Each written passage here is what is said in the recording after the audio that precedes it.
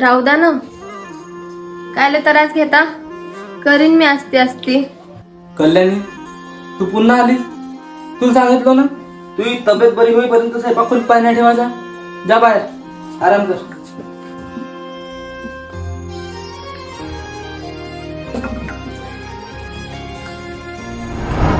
काय व नवीन लग्न आहे म्हणून करता हे सर्व, की आयुष्यभर असेच राहणार आहात? म्हणजे आयुष्यभर मला स्वयंपाकच करावा लागेल का? सांगा ना, तुम्ही असे वागल्या का खूप गर्व वाटते मला तुमचा. तुझी काळजी म्हणजे माझं सुख आहे कल्याण, बाकी मला काय महत्वाचं नाही. जा आता बाहेर बस, मी ताट